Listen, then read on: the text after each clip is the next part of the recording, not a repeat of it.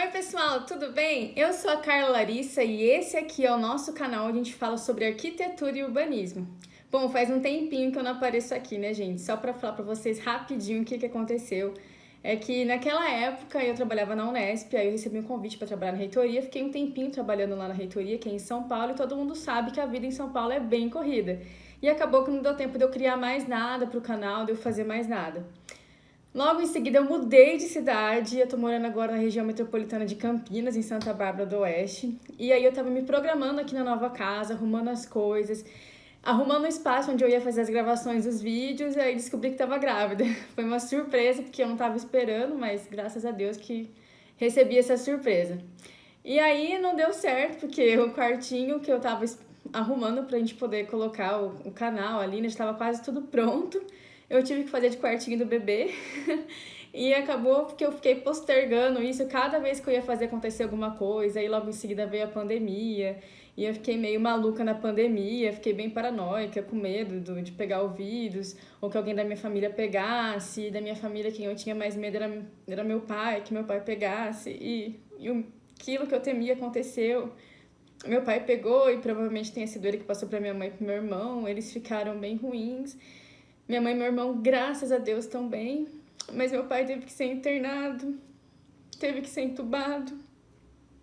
E aí aquilo que eu mais temia aconteceu. E eu fiquei muito mal. E desse dia em diante, então, eu venho vivendo os piores dias da minha vida. Eu tava prestes a voltar a gravar, já tinha escrito algumas coisas pro canal, já tinha feito alguns roteiros. E aí meu pai... Aconteceu isso com meu pai, né? Meu pai faleceu. E eu fiquei muito mal. E desde então eu tenho vivido os piores dias da minha vida. Não tem sido fácil. Fez um ano já que isso aconteceu e ainda assim é muito difícil. Eu sei, gente, que ninguém nessa vida tá imune à morte. Essa é a nossa vida terrena aqui. Todos nós vamos passar por isso um dia. Mas isso não diminui a minha dor, né? Todo mundo fala, isso é normal, isso é a vida. Eu entendo, isso é a vida, mas não diminui a minha dor, ainda dói. Porque eu ainda sinto muita saudade. Muita, muita saudade. E é isso. E eu consegui agora voltar depois de muito tempo, tentando me reerguer, me reanimando para voltar e voltei. Graças a Deus voltei aqui no canal, estamos firme e forte, vamos fazer várias coisas, gravar várias outras coisas, não só a história da arquitetura. Vamos gravar bem mais coisas, falando sobre a faculdade de arquitetura e urbanismo, como você pode conseguir uma renda antes de ter concluído a faculdade, se você é da área da engenharia civil, como você pode conseguir fazer uma renda, ganhar experiência, criar um currículo maravilhoso para quando você se formar já estar apto para o mercado de trabalho. A gente vai falar sobre tudo isso aqui no canal. Então, se você não é inscrito, se inscreva aqui no canal, ative as notificações para que você não perca mais nada do que a gente postar, porque a gente vai postar as coisas muito legais aqui. Eu disse no vídeo anterior que nesse próximo vídeo, que era o de agora, a gente concluiria a história da arquitetura sobre a Grécia Antiga, falando da Acrópole. Mas, para não ficar muito extenso o vídeo, eu não vou conseguir concluir ela hoje, tá? Eu vou concluir no próximo. Então, hoje a gente vai falar exclusivamente da Acrópole, e no próximo eu vou falar mais algumas coisinhas, incluindo teatro e tudo mais. E aí a gente conclui no próximo vídeo, tá bom? Então, nesse aqui vamos falar sobre a Acrópole. Então, o que era a Acrópole? Gente, a Acrópole era o centro político e administrativo da polis. Mas o que será que é polis? Você tá lembrado o que é uma polis? A polis eram as várias cidades e estados que tinham ali na Grécia. Elas eram cidades e estados, quando diz cidades e estados, a gente está falando de estado como nação soberana, tá? Então, era como se fosse pequenos países, vários países independentes. Porque eles eram independentes mesmo, tanto financeiramente quanto economicamente, né? Financeiramente, economicamente, politicamente, eles eram independentes, eles eram soberanos dentro de si, né? Era um país soberano ali dentro. E essas eram as polis. Elas se relacionavam entre si, tá, gente? Elas tinham governo próprio, tinham leis próprias, mas elas se relacionavam entre si, estabeleciam relações comerciais. Às vezes, quando tinha alguma batalha, alguma guerra, né? Principalmente os persas, que atacaram bastante ali a região da Grécia, elas se uniam para se defender. Elas brigavam também entre si, como a gente já falou aqui no canal, né? Tipo, principalmente Esparta e Atenas, elas acabavam brigando entre si, tipo aqueles irmãos que brigam, mas daí quando um vai falar, quando alguém de fora fala mal do outro, aí o outro fica bravo, tenta defender, é mais ou menos assim. Elas brigavam entre si, claro, mas aí quando vinha ataque de fora, né, fora dessas polis ali, elas se uniam para se defender e defender ali também o seu território, tá? Então cada polis tinha uma acrópole. E aí a acrópole mais famosa de todas é com certeza a Acrópole de Atenas, e é sobre a Acrópole de Atenas que a gente vai tratar agora aqui no canal.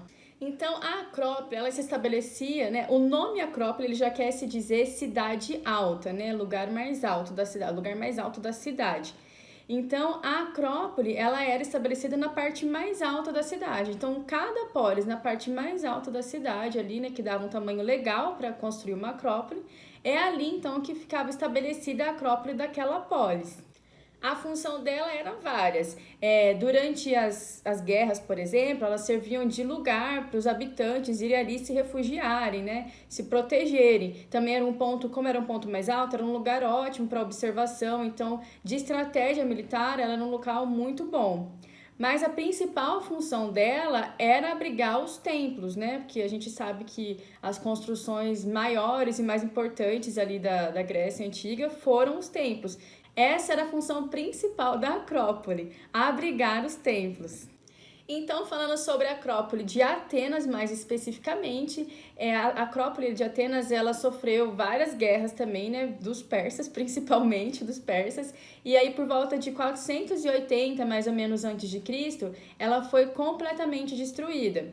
Isso foi ruim, claro, só que gerou um sentimento de orgulho e patriotismo por volta dos atenienses que estavam ali. E aí eles reconstruíram aquela Acrópole. E reconstruíram assim, né, gente? Estamos falando dos gregos, que gostam de ornamentação, de perfeição, de beleza. Então, reconstruir assim uma Acrópole top. E é nesse momento, então, que surge uma figura muito importante ali em Atenas. Se você já estudou um pouquinho a história de Atenas antiga, né, da Grécia Antiga, principalmente Atenas, você já ouviu falar sobre Péricles. O Péricles era um grande general estadista e ele que governou Atenas entre os anos de 444 a 429 a.C. Ele comandou então um plano muito ambicioso para reconstruir Atenas. Essa reconstrução gastou milhões de dracmas. Só o Paternon mesmo, que a gente já falou aqui, foi gasto 469 talentos, cerca de 12 toneladas de prata. Gente, isso é muito dinheiro. Se é muito dinheiro hoje, naquela época também era muito dinheiro. E aí, para justificar esses custos altíssimos, o Péricles falou que era preciso imortalizar a grandeza de Atenas. E que essas obras elas gerariam emprego para muitos trabalhadores sem qualificação. E é claro que nem todos concordaram, mas as obras continuaram o seu curso natural. Então, eu acho importante colocar aqui para vocês que durante um período ali, enquanto estava sendo construída, né, reconstruída a Acrópole de Atenas, as obras tiveram que ser interrompidas. E por quê? Adivinha o que aconteceu que tiveram que interromper as obras? Claro, gente, guerra. Adivinha contra quem? Os persas? Não, dessa vez não foram os persas, foram os espartanos.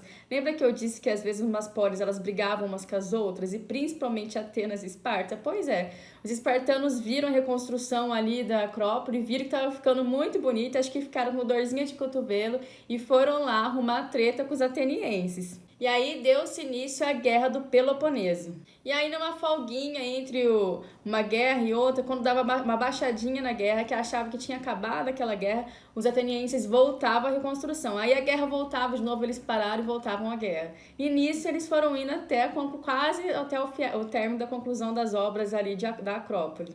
No vídeo passado eu disse para vocês, né, o nome de dois arquitetos, que é um dos primeiros nomes de arquitetos que se sabe na história, que é Ictino e Calícrates. Então, eles foram responsáveis pela construção do Parthenon e também de várias outras obras ali da Acrópole. Então agora eu vou mostrar para vocês como que era organizada a Acrópole, né? Como que eram as construções ali, tá?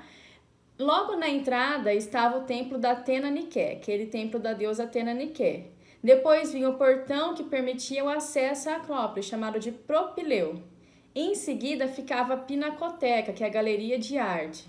Logo atrás da Pinacoteca havia uma grande estátua de bronze de Atenas, cerca de 10 metros de altura. Gente, essa estátua ela era vista assim de longe. Imagina, a Acrópole ela já era alta e você tinha uma estátua de 10 metros de altura, que é muito grande. Então, de longe era possível ver a estátua de Atena.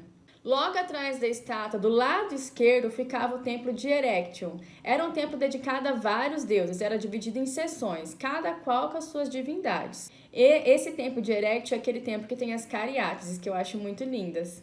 E vocês sabem, né? As cariátides são as colunas com formas femininas. Ao lado direito do Erection erguia-se o famoso Partenon. Lá ficava o tesouro de Atenas, pois acreditava-se que Atena que protegia o templo e protegia também aquele tesouro todo. Então, toda a riqueza de Atenas era depositada ali no Partenon, porque lá dentro tinha a estátua também de Atena e acreditava-se que ela iria proteger tudo.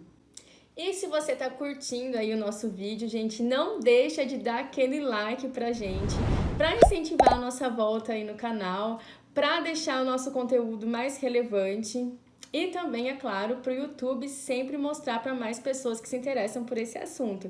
Então dá aquela forcinha pro canal e deixa aquele like aqui pra gente, tá?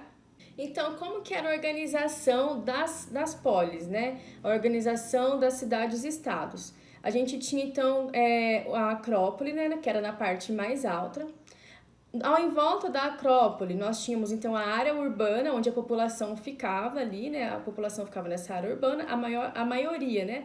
A maior parte da população ficava ali nessa parte, nessa área urbana. E após a área urbana, nós tínhamos, então, a área rural, que era a área onde se produzia boa parte dos alimentos que eram consumidos ali dentro da polis. E é isso aí, gente. Terminamos então o nosso vídeo falando sobre a Acrópole. Espero que vocês tenham curtido. E já sabe, né? Se curtiu, compartilhe com aquele seu amiguinho. E no próximo vídeo, então, eu prometo que a gente termina falando sobre a Grécia.